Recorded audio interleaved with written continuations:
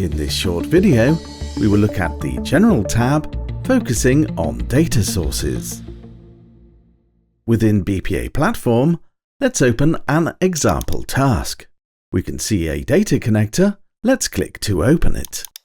Selecting the General tab, we can see fields to enter a meaningful name and description for the step. Following this is the Data Source section, which is a feature of many tools and connectors. We will begin with the No Data Source option. We can see in the task design there is no input source for this step, so we will use BPA Platform variables in place of the XML objects fields. In the Mapping tab, we can see two functions. The first contains a static value and is mapped to the supplementary reference field. The second contains a dynamic value that is inserted by a global variable. The global variable can be populated by an external source, such as another task, database query, or another system, with the value changing per run of the task. Next, we will look at using a task step as the input for the connector. Selecting this option activates a drop-down list. Only those steps that are capable of natively exposing an input at runtime are listed. For this example, we will select Output XML from Import XML document.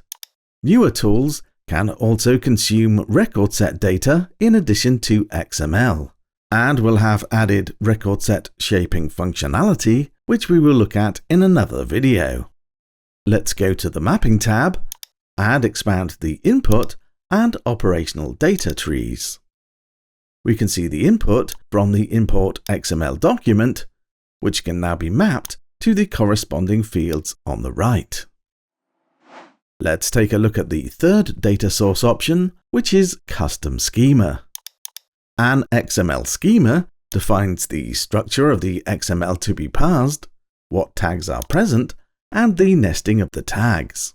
We can do this by selecting Define. From here, we can either paste an XSD schema or XML into this box, or, as in our example, click to import a file.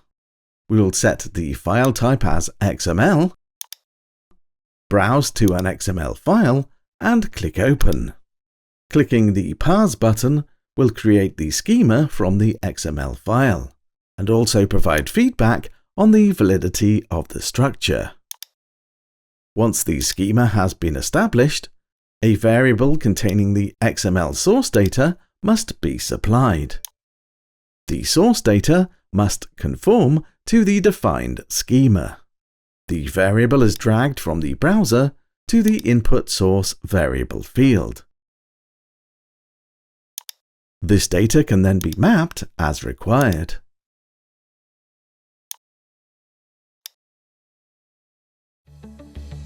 Find out more at codelessplatforms.com.